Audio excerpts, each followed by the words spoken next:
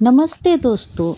आज मैं आपको एक पौराणिक धार्मिक कथा सत्यनारायण की कथा का महत्व बता रही हूँ। सत्यनारायण व्रत कथा देश के सभी भागों में बहुत ही लोकप्रिय है।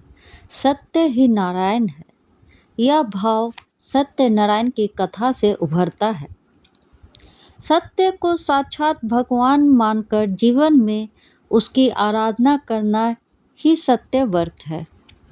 लोग सत्यनारायण कथा के माध्यम से सत्य व्रत की सही रूप समझे तो वह सच्चे अर्थों में सुख समृद्धि के अधिकारी बन सकते हैं।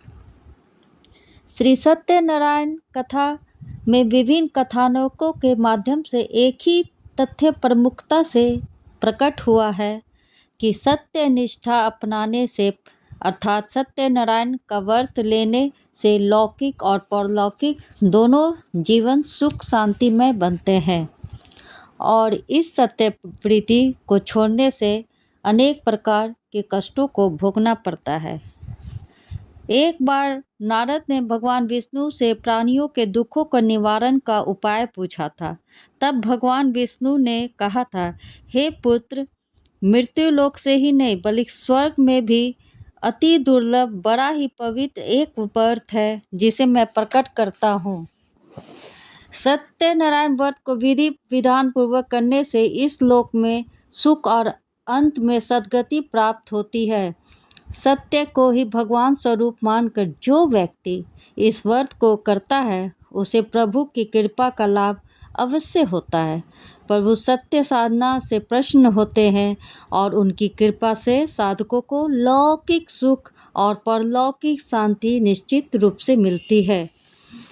ध्यान योग ने बात यह है कि केवल वचन से ही सत्य का पालन नहीं हो जाता और न ही सत्य शब्दों के वश में होता है, अपितु जिससे धर्म की रक्षा और प्राणियों का हित होता है वही सत्य है।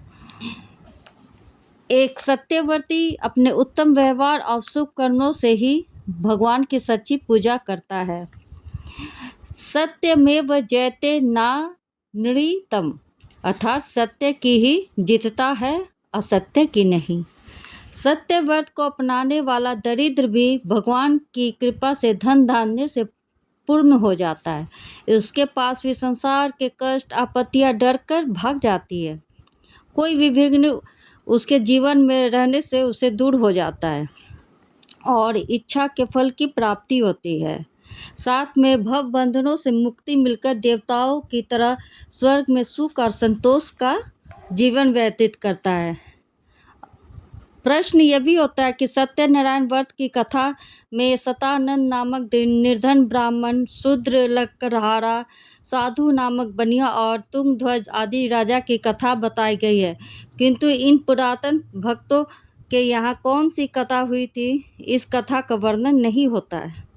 यह जिज्ञासा का उत्तर यह है कि दुखी मानव समाज के कष्टों की निवृत्ति के लिए देवर्षि नारद ने जब वैकुंठ अधिपति भगवान विष्णु से पूछा तो भगवान ने सत्यनारायण व्रत करने का उपदेश दिया था, कथा का नहीं। वास्तव में व्रत उपवास का मुख्य उद्देश्य है कथा कीर्तन।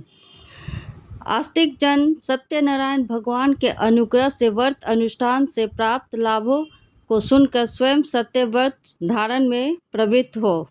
इस कथा में व्रत धारणा की विधि और विधि की प्रशंसा के लिए रोचनार्थक फलश्रुति के रूप में ब्राह्मण, क्षत्रिय, वैश्य और शूद्र इन चारों वर्णों के प्रतिनिधियों द्वारा सत्य व्रत धारण करने पर इच्छित लाभ होने का दृष्टांत है। नमस्ते दोस्तों।